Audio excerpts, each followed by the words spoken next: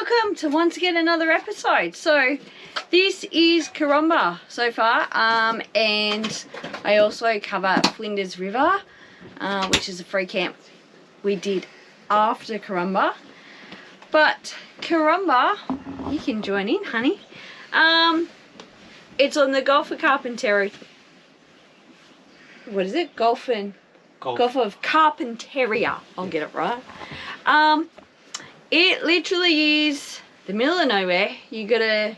What do they call it? What do they call it? Where the bush meets the sea, yes, or something like that. Where the farm meets the sea, or yes, something. And it literally is. It looks like drought land. Until you, and then bang, you're right on the coast. It literally is a small fishing community, really. That's about it. So you go there to do nothing. And the other thing is fishing. If you like fishing, go there to do fishing. I'll lose it. And that's about it, really. Oh, and sunsets. Sunsets into the ocean. But apart from that, it's a big dust bowl. Where we were at, oh, there's heaps of caravan parks, but it is a dust bowl. So if you like cleaning, go there. It's, look, we can say we've been there. I can't say I'm rushing back there. It's one of the coldest pools we've had, swimming pools. Yep. Alright. Anyone want to jump in? And I think, and what happened there, honey? Can you remember? I reckon it was one of the last places you actually caught fish. The amount of pictures of fish I've got. No, because we caught some fish at Catherine, but it was the first place I caught a barra. Yes. Admittedly, it was an undersized barra, and I threw it back. But yes, it was the first place I caught a barra. So it was good. Was that the only barra you've caught? Oh no, I've caught a couple of little ones at Catherine. Okay. But yes, still haven't caught an legal barra, and now we're this far south. It won't be until we get back up into Queensland again that'll be the chance. Yep. Pros, cons. Oh look, good, bad, crazy. We decided to go there because we didn't do the Cape.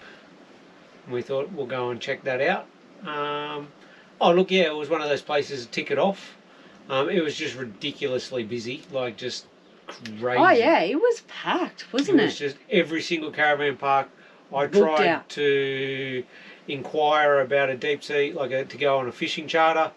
Nah, they were booked out. We spoke to some people that were camped behind us, and they were going on a fishing charter, but she had booked that 6 weeks prior. So we had no idea where we were going to be 6 weeks prior to getting to Karumba. So yeah, that seemed to be our story so far, especially across the top, and well, even coming down, everywhere's been booked out. It's just been super busy. So, but yeah, it was a nice place. It was windy. So are we keeping you awake? Yeah. But yeah, that's it. It was a place to tick off. Tick. We've been there. Been to the Gulf of Carpentaria. Yeah, got to see the sunset over water for the first time. That was our first time. So yeah, no, it was great. Okay. Have you got anything to say about Karumba? Cold pool. Cold pool. Yet you went swimming. You weren't afraid to swim. It was free. That's probably it. Yeah, not much. Okay. Alright, Flinders River. That was just a free camp. Just south of Normanton on our way down to Cloncurry.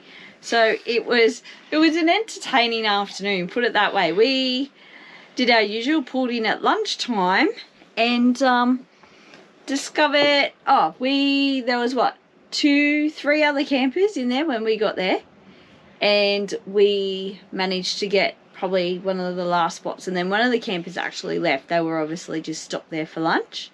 And then other campers came in after us, and 2 more, and took that spot. And then afterwards, we had the 3 o'clock rush. People would drive in, and there was no spots, and they would try and turn around and drive out again. That was quite interesting. Yeah, because wasn't a lot of room to turn around, but it was... Especially with big vans but it was quite interesting. Plus your ones that didn't have any clearance. Yeah. As well. Yeah, because the road... Like the big road dropped off suddenly at the side of the road, so anything with not a lot of clearance, they were having troubles turning around, but yeah. But then there was more room where you first drive in off whatever that road was. Yeah. Was it a highway? It was a highway. Yeah, there was room up there, and there was 3 more campers up there as well by the end of the day. But we got to see more crocs in their natural habitat. Had a crack at fishing, didn't you? Yeah, didn't catch anything.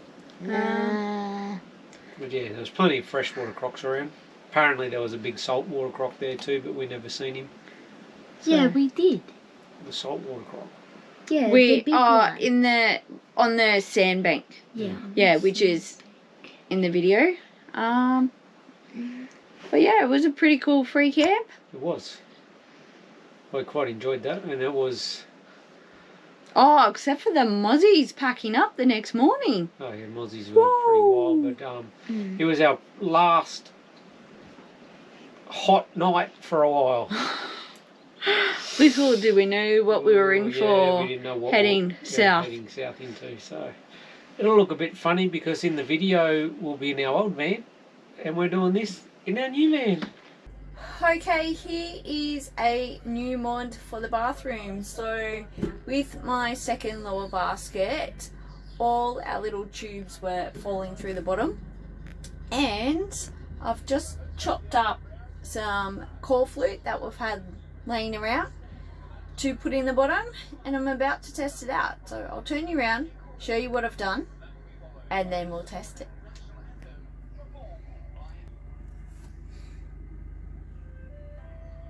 Alright, and here we go. Everything's in and working beautifully.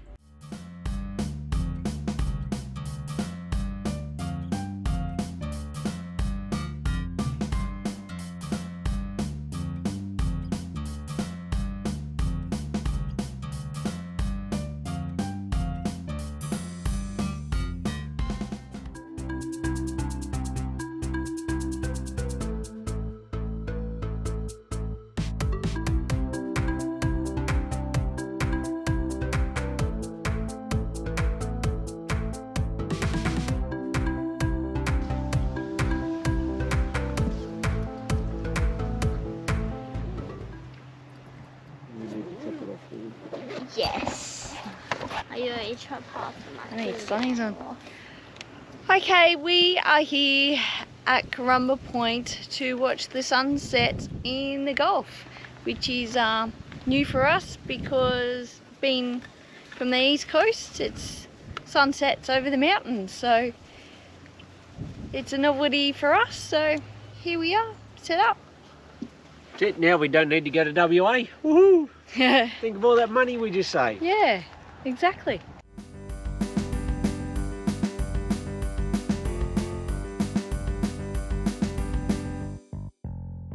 So because I'm filming on the GoPro, I thought I'd just show you my trusty little tripod I've got here for the GoPro.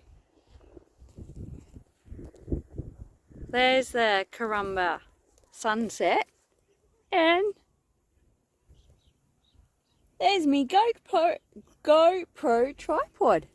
Who needs to spend money on all these fancy tripods?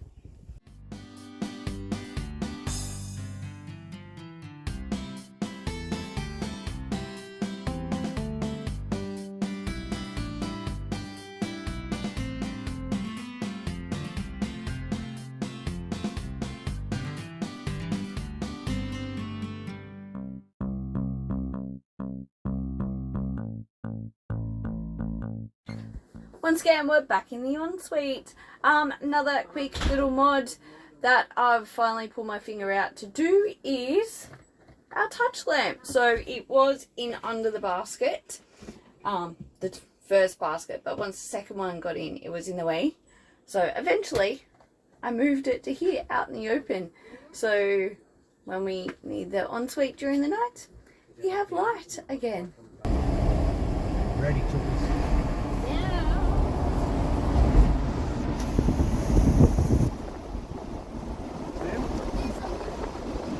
Oh, there's a few actually.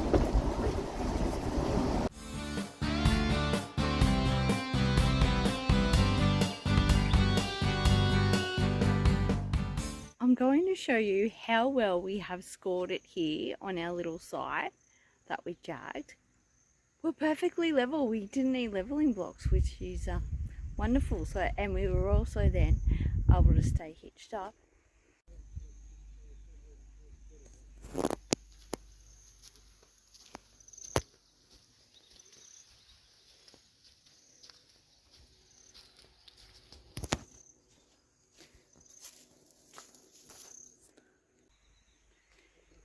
This is us. So overnight, our Super Peg outbound stays packed up for one nighters, and we just use our Rhino rack car awning, which if you park the car accordingly to your western sun, you got plenty of shade. Plus we've also got the shade of the van now as well. So yeah, the Rhino rack awning has definitely come in very handy, and then somebody, he'll sleep out under there tonight.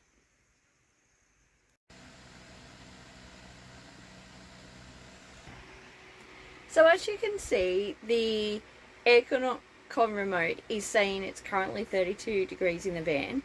I've got the top open, I've got windows open. As you can see behind me on the sunny side, I've got the blinds up, so it's just an air gap at the top.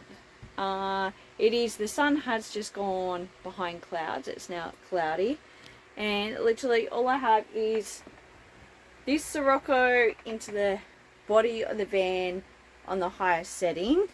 Then someone else, she has her Sirocco on. What number is yours on? 2. There you go. And it's absolutely beautiful in here. So the Sirocco fans are definitely 37 or 32. 32 degrees in here. There you go. So the Siroccos are absolutely amazing. We're free camping right now, so we can't use the aircon, so it's yeah, it's not too bad. Now with moving day, what happens with schoolwork? Because we've now started moving. Our moving days are during the week because you miss the weekend tourist rush, and businesses are open on weekdays, whereas weekends you either get that lunchtime Saturday closure and not open at all on a Sunday, or it's limited hours. So that's why we're traveling during the week. So schoolwork, with that, we still do achieve schoolwork. As you can see, it's laying on the bed today, so there's no stress. We don't set the table up or anything. And the focus is English and Maths. They are your key subjects for, doesn't matter how old your child is. I think English and Maths is your key subjects. So what we do the English and Maths that's been set by our distance ed teacher, and we do all of it normally. But then when it comes to travel day, we do half the Maths and half the English. And for all the other subjects, so we're either out walking, bike riding, doing physical stuff. So there's your PE and stuff. Moving day, if we pass through a town that's got exercise, the free exercise equipment in the playgrounds, we will actually stop, set an interval timer on the phone, and we'll all do a workout. Then we also have your history, geography, you learn that along the way, on the road anyway. Science can be so broad range, you can learn that as well along the way as you're going. What else do they have these days? Oh, music. The teacher has set some stuff already, which we've done. The teacher does set stuff for to cover other subjects, which we do look at and see what we can achieve. Unfortunately, with some of those subjects, we are not provided with the resources. I'm not going to go out. I've already spent a heap of money on school fees, and I'm not going to go purposely out of my way to provide the stuff that's been set, when if they were in the school setting, the school would provide it. Now, the other thing is, we've got this green backpack thing. It's a resource pack that came with us, with part of the stuff for distance ed. Now, this resource pack, it's got paints and brushes and math stuff and I think pencils, a lot of stuff that me, the preschool mum, already had. Let's say this bag takes up room. This bag is weight. This bag we have to return at the end of the year. And guess what? The first time we used this was halfway through term 2. Why provide it? It's a wasted resource just sitting there doing nothing, causing more drama than good. And since halfway through term 2, in the last 5 weeks of term 2, so there's 15 weeks there that we did not use this, and then in 5 weeks we used it twice. So definitely distance ed need to reassess and see if it's actually worth it, because being on the road, it's not. Distance ed isn't all what it's cracked up to be. We've had to really play around. We were trying to achieve what we had. There was no set guidelines. Finally, we found out off the teacher that the teacher has to set the work, and that is the only compulsory part. It's up to us if we implement the work or not. But none of that is clearly defined at the start. So you look at it, and then we'll sit down and we'll do a lesson, and one lesson could take 3 hours.